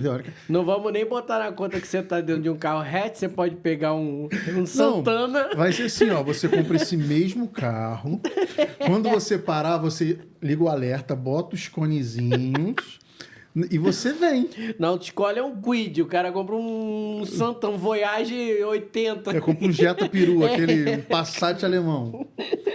Entendeu? Aí, beleza, aí fiz as 4 aulas ali, bam. Depois, quando as outras 5 aulas para frente, eu lembro que a gente só ficou rodando no circuito da prova. Então, o que ele fazia? Ele parava, era em frente ao Projeto Vida Nova aqui do Vilar dos Teles, ficava fazendo baliza. Quando ele falava assim, quando você cansar, você pode parar. Mas aí, você, moleque novo, você não quer. Eu ficava... Aí chegou uma hora que ele começou a me desafiar. Vamos cronometrar. E por fim... As últimas aulas eu já tinha entrado para o quartel, já estava no quartel. E aí perdi as últimas aulas e quando foi em maio, fui fazer a prova. Aí ele, quer relembrar alguma coisa? Eu falei, acho que eu não preciso não. Porque quem convive comigo sabe que eu tenho uma memória chata. Minha memória é chata. Bruno, que trabalhou um tempo comigo na rua, sabe que é exatamente assim. Bruno, vai lá pegar não sei o que lá no carro. Tá onde? Tá dentro do carro. Eu sei aonde está. Não sei? Tá dentro do carro. O local exato. O local exato, eu sei. Vai no quadrante tal, atrás, eu sei ali. Mas se eu falar, eu deixo de ensinar. Eu falo, tá dentro do carro. E eles botavam as coisas no mesmo lugar todos os dias. Mas todos os dias eles ficavam... Se estava no porta-luvas, eles estavam procurando porta-malas. Eles botavam no porta-luvas, mas eles estavam procurando porta-malas. Só que eu sei exatamente. Então, beleza, fui fazer a prova. Eu estava no quartel. Aí o cara... Cara, tem um probleminha. Tem uma menina aí que vai ter que ter um problema para resolver. Você pode deixar ela na frente? Eu falei, posso, não tem problema. Eu seria o primeiro justamente por causa do quartel. Tinha que voltar pro quartel, aquele negócio. Deixei, cara, a menina errou a prova e começou a chorar e saiu desesperado. Aí eu olhei assim, aí ele, Thiago, você é o próximo, você também? Eu falei, eu tô. Quando eu sentei na cadeira da instrutora, aí, beleza, ele botou o carro na baliza, né? Na minha época, botou na baliza, eu tinha que tirar, colocar e tirar. Aí ele, Thiago, vai devagar, você não está competindo com ninguém. Você tem um tempo, vai devagar. Não corre. Lembra de tudo que eu te ensinei, beleza. Aí fiz, tirei, muito rápido. Não vou, muitos anos agora, não vou precisar quanto tempo não, mas sei, foi rápido. Aí, quando a instrutora entrou, ela falou, cara, você já dirige, não já? Há muito tempo. E naquela época não tinha esse negócio pra você, tipo, medo de gravar. Aí eu, não, dirijo sim. Ele falou, cara, só toma cuidado. Ela assim mesmo, só toma cuidado. Você não perdeu nenhum ponto, só toma cuidado. Aí eu virei e perguntei, eu falei, tem que esperar algum comando seu pra gente ir? Aí ela, você que sabe. Eu falei, então, você pode botar o cinto. Aí ela botou o cinto. Vamos lá, então. Aí, pô, arma seta, né? Faz, dando um trajeto. Não. Quando eu terminei metade do trajeto, que era ali atrás daquela rua que tem um valãozinho do projeto Vida Nova, de Irajá, aí, quando eu entrei na curva, ela falou, cara, aqui tá o seu... Como é que é o nome do papel? O Renasce. Tá aqui o seu Renasce, você já passou, tá? Assim que você conseguir parar, você pode parar em qualquer lugar que eu vou descer. Aí eu parei lá atrás da fila, porque tinha que levar ela até a frente. Ela desceu, já desceu fumando, me deu Renato. Cara, eu juro que eu fiquei esperando você falar que no final você tinha feito alguma besteira sem perceber. Tu ficou esperando isso também? Eu juro que... Nada. Zero bala. Aí, beleza. Aí entrei o instrutor e saí correndo pro quartel. Quando eu cheguei no quartel, o capitão, por que você veio? Eu falei, não, porque o sargento falou que tinha que vir. Eu falei, cara, mas você não tinha prova? Tipo assim, antes de 11 horas da manhã eu já estava no quartel de novo. Na época não existia o Uber Moto, 2005 que a gente está falando. Ele, cara, não precisava, mano. Pô, aí me deu um sermão, né? Falou, pô, tu podia ter ficado e ficar. E eu fui o último, e se dane. Irmão, mas assim, a minha foi assim, bem simples. Mas eu fico imaginando essa rapaziada aí, mais nova assim, irmão. Não, é difícil porque... Cara, a galera não tem... Isso aqui, isso aqui. Tá? Antigamente, a gente ficava olhando nosso pai dirigir, ficava doido pra estar ali no lugar dele, pegando. Hoje em dia não se tem mais, ainda mais, pô, com aplicativo. Entendeu? Tem muita gente que não tá nem aí para ter carro. Em algumas situações eu até acho que é bem mais válido. Sim. Financeiramente e tal, tem coisa que é bem mais válido. Quanto que daria uma corrida, por exemplo, quando dá uma corrida hoje daqui da onde a gente está pro shopping mais próximo, no seu dia muito ruim vai dar, muito ruim, R$25. Muito ruim.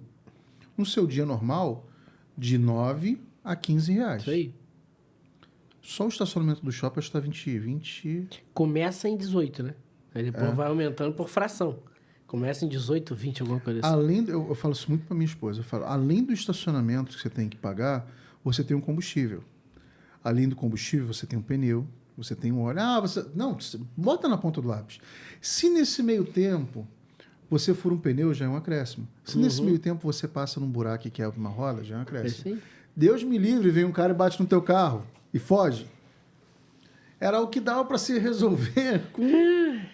Aí você não quer pegar. Eu falei, não, vamos dar dinheiro pro pessoal, as pessoas têm que trabalhar. Quem me fez ver isso foi um passageiro lá na Zona Sul.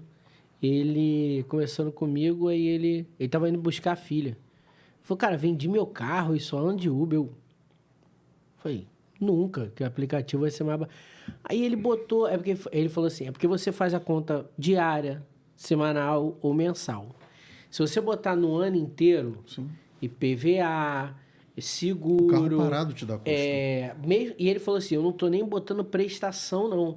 Aqui na Zona Sul, que é por onde eu ando, onde eu paro, eu tenho que pagar estacionamento, né? Combustível e tudo mais. Aí ele falou, eu fiz uma conta, ele falou os valores, mas dava coisa assim de 100 a R$200 a mais andando de aplicativo do que tendo um carro. Aí eu falei para ele, mas aí, tá dando mais caro. Ele falou, mas esse valor não paga a minha tranquilidade de estar sentado aqui atrás, sem preocupação de ter que daqui a pouco estar no mecânico, de trocar um pneu, e eu ainda posso ir trabalhando. O cara tava com o notebook aberto trabalhando. Eu falei, rapaz, tem gente que tá à frente de mim aí. Quarta-feira a gente estava lá no Pensar lá juntos, e a gente ouviu o palestrante falando sobre o cálculo que ele fez de Uber, entre alugar o Uber e alugar um carro e ir de Uber. E desde a casa dele aqui no Rio de Janeiro até a viagem dele, em Santa Catarina, ele foi, quando precisou se locomover, foi de Uber. E ele falou que na ponta do lápis é mais barato. Porque quando você aluga um carro, vou alugar um carro para ter mais conforto. Irmão, se torna uma ilusão. Porque tu tá alugando um carro, quando você aluga... Eu penso assim, quando você aluga um carro, é pela necessidade. Você tem a necessidade daquele aluguel. É mais ou menos assim. Você aluga uma casa para morar ou para ela ficar só alugada sem ninguém dentro? É para você morar. Então, se você está alugando um carro, é para você usar o tempo todo. E não alugar para o carro ficar na garagem, ou então só para me locomover, botando em estacionamento. Das 24 horas que eu aluguei o carro, que você aluga o carro por 24 horas. Das 24 horas que você alugou o carro, você usou ele durante 2, 3, 4 horas. Onde está a vantagem nisso? Tá. E... O que eu ia falar? Até a questão, se parar assim, agora eu soube, através de um cliente amigo, Lembrei. que a Uber vai deixar de operar em algumas cidades, né? Já avisou. Sim, Sempre, de vez em quando tem essas aí. Né? Eu lembrei aqui. É porque muita gente não lê. Mas no contrato, eu não sei se de todas as locadoras de carro são assim, mas tem uma específica que nas letras miúdas tá dizendo que se você for assaltado, você tem que pagar R$ 5.000 do seguro. Tem a taxa de franquia. A maioria das pessoas acabam Todas ganhando elas isso na têm- justiça e não todas elas pagam. têm Mas uma é taxa de mó dor franquia. de cabeça, ainda tem essa dor de cabeça. Porque se você tem a opção de ter o seguro ou não daquele carro que você aluga. Você tem a opção, eu não quero. Lógico que mesmo você não querendo, a seguradora ela tem seguro daquele carro. Ela não é, ela tem. E aí ela quer empurrar para você a forma de você pagar. Você está alugando o bem e o bem ele já vem com todas as coisas que inclui no bem. Mais ou menos você, tá, eu aluguei a casa, aluguei a tua casa para morar, mas o telhado é a parte, tá? Se você não quiser, a gente leva o telhado, deixa assim. Não tem, como, se você tá com a casa, já tem um telhado, lógico que tem um telhado, entendeu? O cara não vai ter um seguro para um carro. Juan, esses dias a gente estava falando sobre o teu projeto futuro aí. Pode dar uma paradinha antes disso? Pode sim. Aí voltando então a falar sobre projeto futuro. Você está com um projeto de começar melhor você falar, né, do que a gente. Então, quando eu voltei lá do Instituto de São Paulo, eu tinha uma vontade, nossa igreja é em células, e eu tinha uma vontade muito grande de abrir uma célula no YouTube. E aí cheguei a programar, só que, como eu falei, eu e tecnologia, eu e tela, sou uma negação. Então não sabia editar isso e foi rolando. A vida começou, casei, tem que pagar a conta, roda por aplicativo, não roda, sai, volta, isso ficou meio que em stand-by. Aí, há pouco tempo atrás, uns 2 anos atrás, 2 anos, eu comecei a conversar com um amigo sobre um canal no YouTube. Só que não seria exatamente sobre célula. Não seria sobre palavra e tudo mais. Eu já estava... Tem, inclusive, uma outra ideia que eu quero começar a fazer isso no meu Instagram. Aquelas coisas que eu ouço, que eu aprendo sobre Bíblia, sobre Deus, sobre a vida, sobre o dia a dia. Tentar Sabe aquela palavra que você precisa de manhã, 7 horas da manhã, quando você abre o celular assim e fala, cara, hoje eu não queria viver esse dia, sabe? Ser usado por Deus. Como eu falei, eu recebi algumas palavras de um chamado pastoral e às vezes eu me pergunto o que eu estou fazendo, sabe? Eu ganhei esse talento e estou enterrando. É assustador isso, a gente pensar isso às vezes.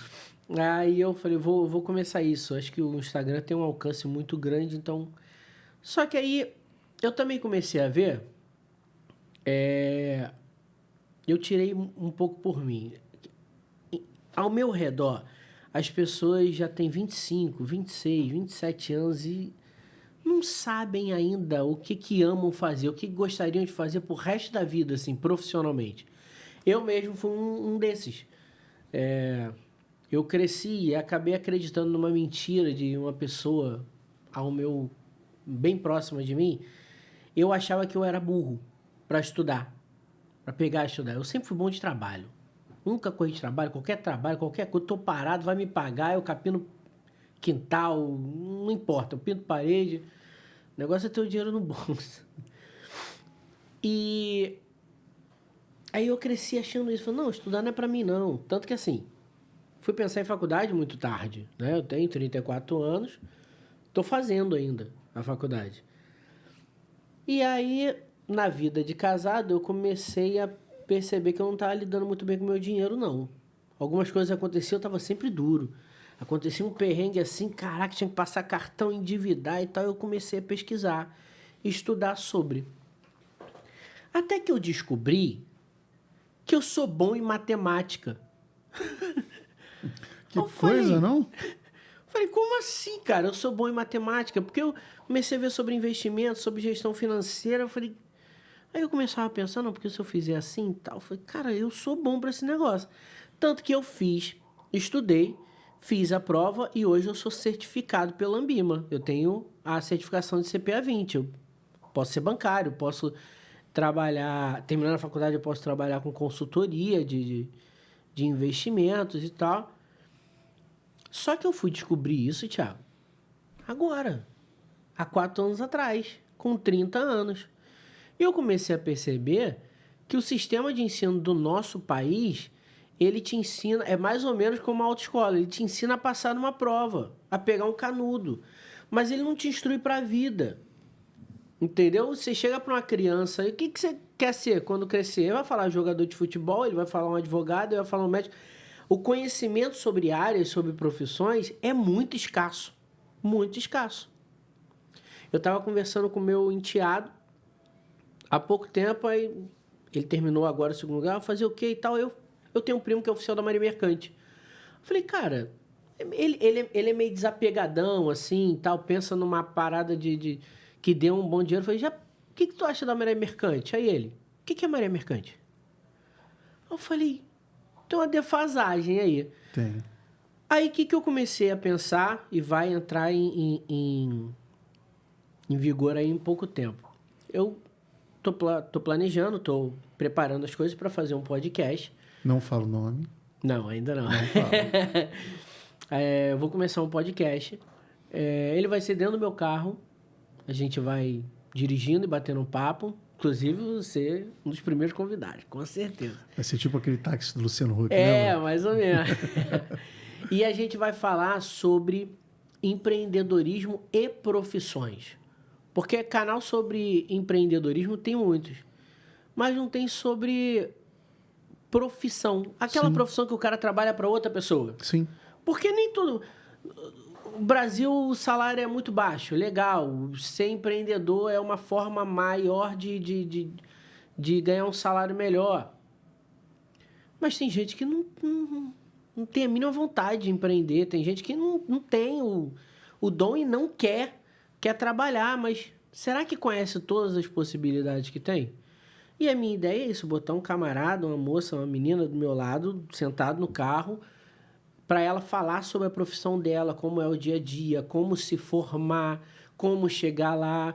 Ah, eu me formei em tal área. Nessa tal área aqui você tem essa vertente para ir, tem essa vertente aqui. Pô, quanto ganha? Pô, a média salarial é assim. Como é que é o dia a dia no trabalho?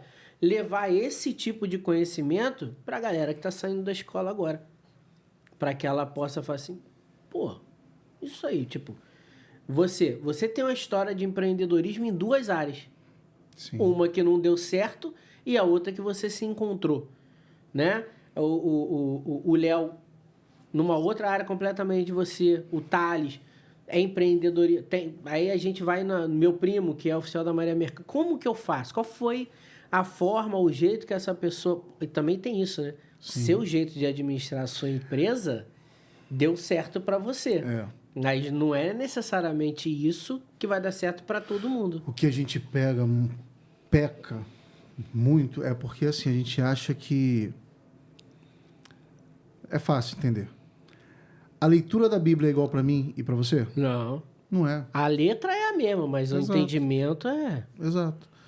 A prática é diferente, ela se torna diferente. Então, às vezes você olha e você fala, cara, vou abrir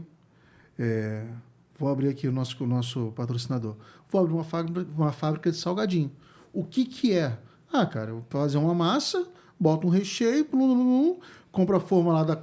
Cara, eu ia falar compacta, quase falei nada a ver, que faz estampa com... Então, compra a máquina lá do Zezinho de enrolar e, ó, vou cair para dentro. Aí, uma vez eu falei isso acho que foi para minha esposa, eu falei, cara, por que muita gente fracassa? Vou usar aqui. Fracassa vendendo salgadinho, fabricando salgadinhos e muita gente dá certo. Porque, cara, a forma de administrar é diferente, não adianta, não existe um modelo pronto que eu pegue e fale assim, ó, se você fizer assim, assim, assim, assim, assim, assim, assim, assim, vai dar certo assim, assim, assim, assim. Uhum. Não vai, irmão. Não vai. Um cara a cara na pista, não vai. Vai dar certo, por exemplo, algo que eu sei que vai dar certo. Método. Venda internet. Venda de internet como modelo dropship, conhece? Uhum. Dropship. Você vai só anunciar um produto, o fornecedor está lá, você anunciou, vendeu, ele vai entregar para você. Dá certo? Dá certo. A margem de lucro é menor? É menor. Agora, se eu quero uma margem de lucro maior, eu não tenho mais o intermediário. Eu sou o fornecedor, a dor de cabeça é toda minha, É isso porque aí. você tem que administrar a compra do material, o armazenamento, a logística da entrega, A o embalagem, isso pós-venda, aí. tudo. E ainda tem que dar uma identidade para sua marca, Exato. que é o mais difícil se colocar no mercado hoje, porque assim, tem gente muito criativa por aí, meu Sim. amigo. Muito. Quando eu estava estudando para iniciar o podcast, eu ouvi um cara falando e ele falando a seguinte frase: mano, nada é novo. De repente, eu vou falar sobre fabricação de caneca. O assunto vai ser só fabricação de caneca. Irmão, não tem no YouTube? Tem sim. Alguém já fez. Na mão dele não deu certo. De repente, na sua mão vai dar certo. É isso aí. É exatamente. Eu quero criar algo novo, algo que. Meu irmão, não existe algo novo. O que você pode. Eu tô criando algo que não tem. Não tem daquele jeito, mas o princípio da ideia que você teve veio de uma área, o jeito de fazer veio de outra, você juntou várias ideias em uma. Exato. Mas você. Jô Soares já fazia isso aqui que a gente faz há muito tempo, até com caneca. Sentado um de um lado e outro do outro, conversando no microfone, irmão. Acho que só teve uma pessoa que conseguiu fazer um negócio novo que ninguém mais vai conseguir. Que é Deus que criou tudo só com o poder da voz. Irmão, Fora isso, quero ver. Não tem como, não tem como. Então, assim, você viu alguma coisa que profissionalmente, pegando nesse teu gancho aí, profissionalmente que te identificou? Uns vão por identificação, outros vão por dinheiro. Sabe? Eu quero ser feliz fazendo o que eu faço. Então não vou por dinheiro, irmão. Uma hora você vai ficar triste. Uhum. Não adianta. Esses dias eu estava assistindo o Kaká falando que ele queria desistir de ser jogador de futebol. Porque ele só ficava como reserva lá na época do São Paulo. O pai dele, engenheiro, ele veio desabafar, quer desistir. O pai dele falou: você acha que eu sou feliz todo dia trabalhando? Toda profissão, meu irmão, não importa. Toda profissão tem os seus altos e baixos. Uma hora você vai falar assim: não aguento mais isso aqui. Na outra hora você vai falar assim: pô, isso é a melhor coisa do mundo. O pessoal foi viajar na frase do... Como é que é o nome daquele professor lá que o pessoal adora citar ele? Escolha algo que você ama fazer e você não vai ter que trabalhar nenhum dia. Não! Hoje estava batendo 18 graus de manhã. Eu não tava com vontade nenhuma de entrar no meu carro para trabalhar. E eu amo dirigir, amigo. Eu amo. Cara, o boleto não vai ficar assim, ó. Não. Rapaz, a gente vai fazer... Meu pai, uma vez, eu vim desabafar com ele um maltrato que eu ganhei de um cliente, assim, de graça. De graça. Mas foi de graça, de graça. A culpa nem era minha, sabe? Para resumir a história, eu fui instalar um ar-condicionado que era um trifásico e chegou lá, eu vi no quadro que tinha as 3 fases identificadas, um monte de fio ligado nas 3 fases, no quadro enorme. Falei, tem as 3 fases, eu não vou testar, né? Bati 220, foi. Falei, tem as 3 fases. Só que a de cima e a de baixo, ela se repetia. Porque o fio se partiu em algum momento, o eletricista foi lá e botou. Quando eu fui ligar, não armava, não girava. Aí cheguei lá, aí cheguei pro dono e falei, é assim, assim, assim. Você tinha que ter visto isso antes de instalar. Falei, irmão, pensei, né? Falei, se a regra diz que tem que ter, a regra, né? Voltando a falar de regra. Sou um cara que amo regra. Se a regra diz que tem que ter, tem. Eu olhei aqui, pum, pum, pum, tem. Tem energia, pum, pum, pum, tem. Falou, mas na frente de todo mundo, me arregaçou, falou um monte de coisa. Por fim, quando ele terminou de falar, deixei eu quietinho. Deixei. Aí eu olhei para ele e falei, você quer que eu desinstale? Aí ele parou, respirou, aí saiu. Aí eu comecei a juntar minhas coisas. Juntando. Aí veio calminho, você vai aonde? Eu falei, eu não sei o que você vai fazer, eu vou me preparar para ir embora. Aí no particular, porque na hora de dar esporra é na frente geral, né? Mas, pô, faz isso não, puxa outra fase lá, resolve lá. Por fim, e era um negócio que nem era meu, vai desligar. E era uma parada que nem tinha nada a ver comigo, cara. Nada a ver. Mas é aquele negócio. Não tem como você estar bem em todo o tempo. Não adianta. O que você falou, trabalho que você ama, que você nunca vai trabalhar. Lógico que vai trabalhar mesmo. Pô, Paulo Freire acho que foi Paulo Freire que falou isso aí. pô, é a maior mentira do século, irmão. Pô, não tem isso não. Mentirada. Não tem isso não. Ah, o cara tem muito dinheiro porque herdou. Até o herdeiro, eu conheço alguns, tá? Até herdeiro tem que trabalhar porque tem que administrar a fortuna. Tem que manter, pô. Porque senão ele fale, pô. Tem que Entendeu? manter. Fui visitar uma vez um herdeirozinho e falei, pô, irmão. O cara chegou assim, você via que o maluco... você foi nele? Mano, o maluco era herdeiro mesmo, mas, cara, o maluco, gente finíssima. E trabalhava, irmão. Trabalhava, porque senão acaba. Aí é isso, o podcast. No meu Instagram agora eu também vou começar a postar vídeos das corridas. Então, tudo isso aí que você me perguntou, que acontece, que não acontece dentro do carro, eu vou começar a botar lá pra galera. A galera acompanhar Cara, hoje os por perrengues exemplo, do dia a dia. Hoje era um que, assim, não foi engraçado, não, mas foi tão fofinho. Eu peguei uma menina, levei, ela ia pra uma igreja. É porque foi fofinho mesmo. Ela ia pra igreja e aí tinha uma parada. Aí eu já tinha batido a meta mesmo, tava só esperando dar até a hora de vir pra cá.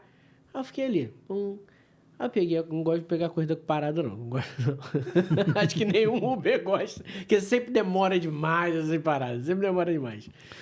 Aí cheguei, era pra buscar um casal, o casalzinho de avô dela. Aí o casalzinho esperando, um frio, eles assim, abraçadinhos. Aí ela falou, oi, vó, vem. Aí eles foram chegando, ela, vocês estão tão fofinho, arrumadinho. Aí ela foi elogiando o resto do caminho, os avós, falou assim, gente, mas o frio, o pessoal fica elegante, meu, vocês são lindos com essas roupinhas. Quase que eu chorei dirigindo aqui. Volta, lágrima, volta. Mano, e na igreja agora? Você está responsável por uma área muito importante dentro da igreja. Se não, literalmente é a porta de entrada para quem visita e para quem é membro. Isso. Fala um pouquinho hoje da sua vivência dentro da igreja e daquilo que você, através todos esses anos, tudo que você já passou, você pode estar colocando em prática toda aquela teoria de tudo, mano, de tudo. De passado antes de conversão, de São Paulo, de desviei, voltei. Porque, querendo ou não, tudo que a gente passa na vida serve só para acrescentar. Com certeza. Ou fazer a gente crescer, ou fazer a gente sempre crescer.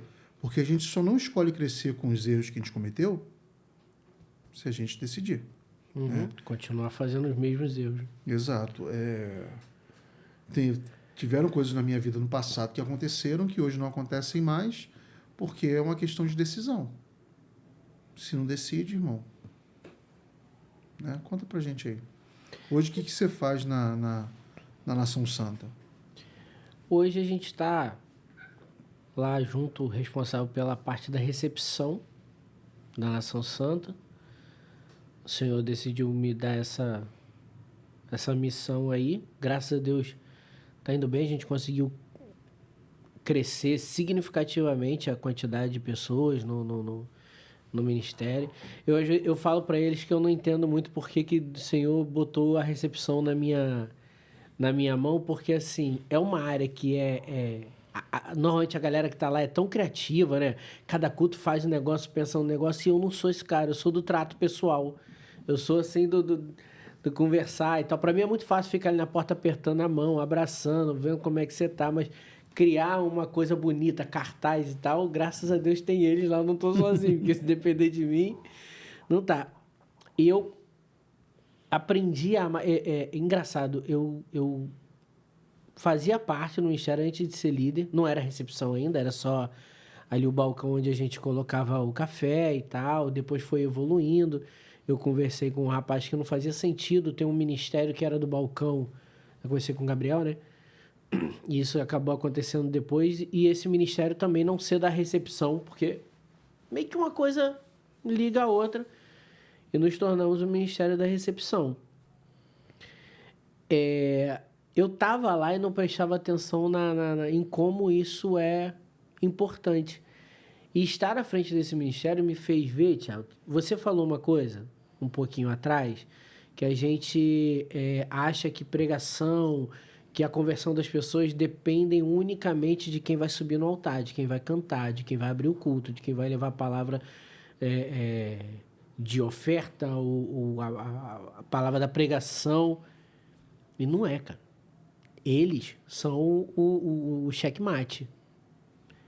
A conversão de uma pessoa, a abertura do coração, da mente de uma pessoa, ela começa desde quando ela entra. Quando ela é bem recepcionada com um abraço, com que bom que você está aqui. Quando levam ela para tomar um café. Quando um voluntário acha um lugar para ela. Quando um voluntário mostra onde é o banheiro. Essa pessoa se sente bem dentro daquele ambiente, dentro daquele lugar, né? E aí ela escuta, ela começa a escutar com mais tranquilidade. Aquilo.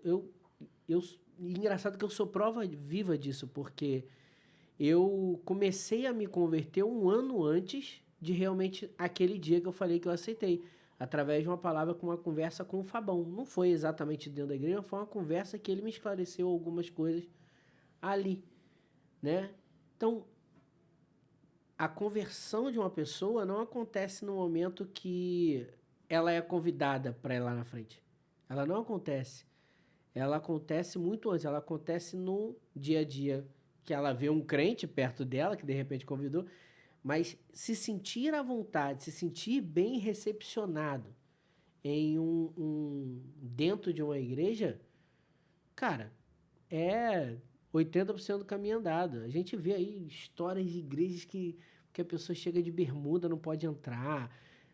Mano, pelo amor de Deus, a gente quer que as pessoas estejam lá dentro. É dentro da igreja, é dentro da casa do Senhor, onde a gente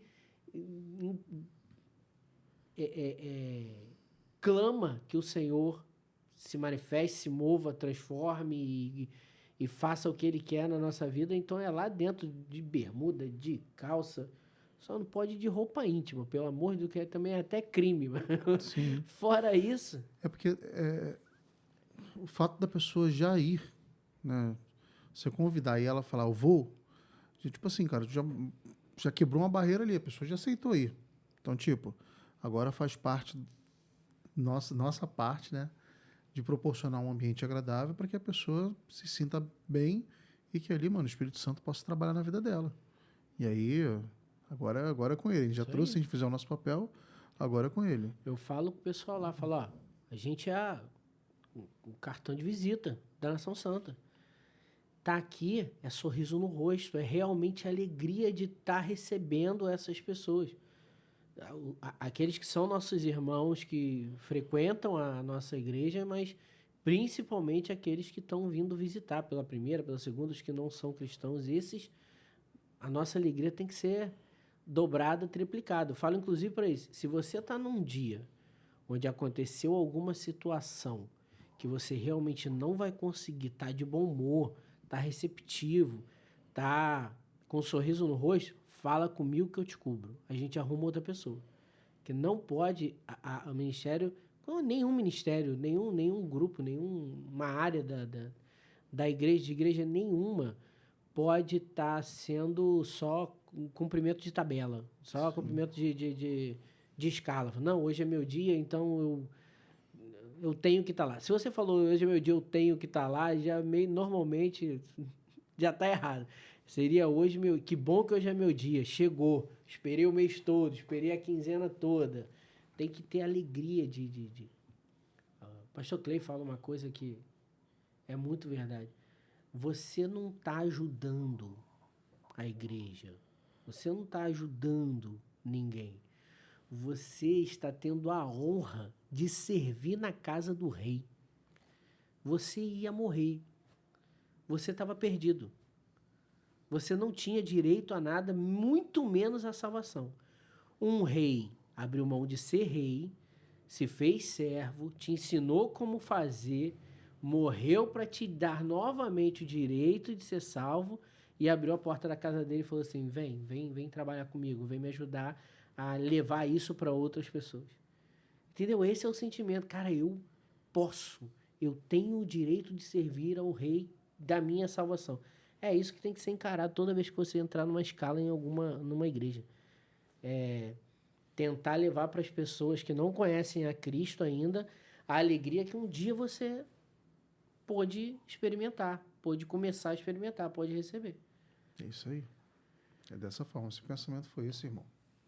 Não tem como dar errado. Sempre para frente.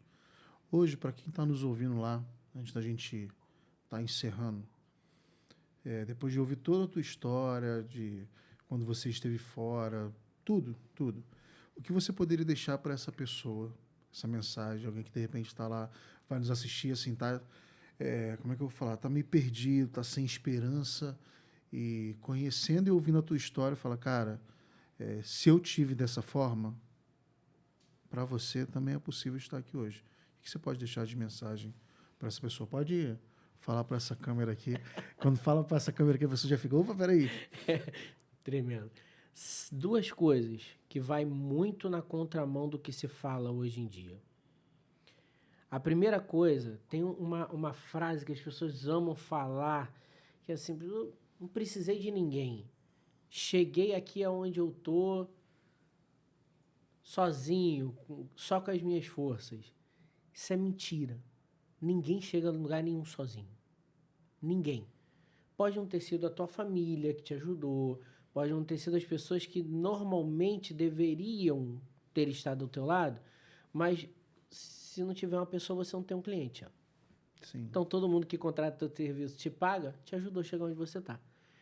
Então, a primeira coisa é valoriza, preste atenção em todo mundo que está te ajudando. Seja sendo seu cliente, comprando seu produto ou te ajudando gratuitamente. Mas ninguém chega a lugar nenhum sozinho. Tem gente tentando viver sozinho, chegar a lugares sozinhos, e isso é frustrante, porque você não vai chegar a lugar nenhum. Então, muitas das frustrações pode ser isso. Você está tentando lutar sozinho ninguém consegue. Pega na mão de pessoas que realmente querem te ajudar. Procura, vai ter alguém. Se você não consegue achar ninguém, faz como eu um dia já pedi, Senhor, coloca pessoas ao meu lado que eu possa ajudar e que vão me ajudar, que a gente vai se ajudar mutuamente. Tem uma frase que eu ouvi, não sei nem quem falou, mas eu adoro essa frase. Pessoas são o maior ativo que você pode ter na vida. O maior. Pessoas ao seu redor.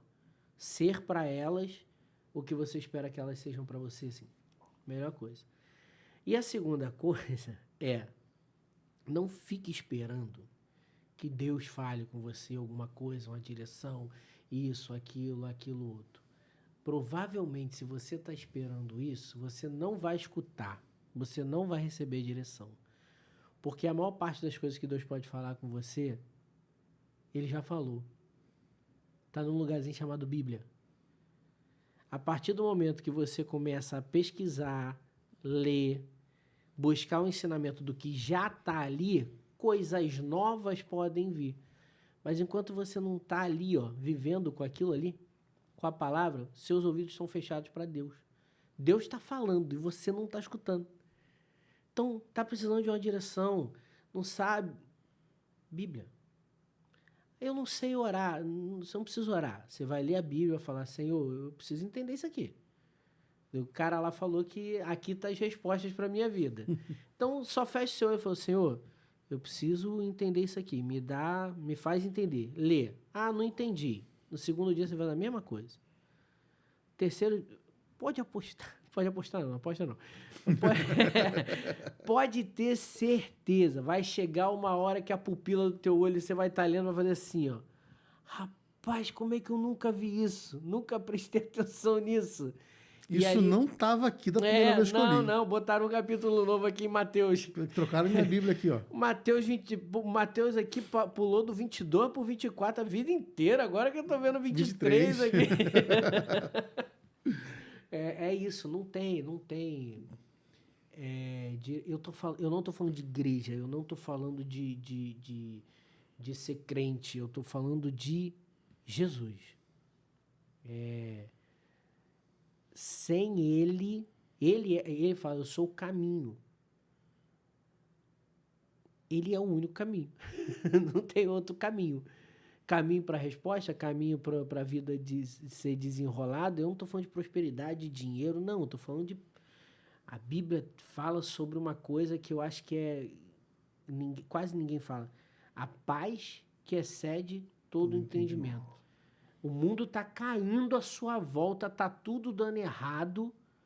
Não tem um real no bolso, isso é um problema bem grande. Mas quando vão falar com você, você está em paz. Está preocupado? Claro que está preocupado, você é ser humano. Mas você está em paz. Por que eu estou em paz? Porque eu tenho Jesus. E eu sei que se eu morrer amanhã, eu estou salvo. Então, ele me prometeu algo. É isso, é Jesus. O caminho, a verdade e a vida. É isso aí. Juan, muito obrigado por estar aqui na nossa mesa, estar compartilhando a sua história, compartilhando ensinamentos, experiências que você viveu. É uma honra ter você aqui no nosso estúdio, tá bom? Lembrando para você que está nos ouvindo aí, não se esqueça de nos seguir na rede social. Vai lá, Enrolados Podcast, tudo junto. É facinho, não tem hífen, não tem nada. Enrolados Podcast. Se inscreve lá, segue a gente lá no Instagram, tá bom? Lá no YouTube, vai lá, se inscreve no nosso canal, dá essa força aí, ó. Já estamos quase aí, ó, passando dos 100 inscritos. Também ativa o sininho para sempre que sair vídeo novo lá no nosso canal, você poder estar assistindo. Para vocês aí, uma boa noite, um bom dia ou talvez uma boa tarde. Se a vida é tão enrolada, por que o seu podcast não pode ser? Valeu, gente. Até a próxima. Aguarda um pouco.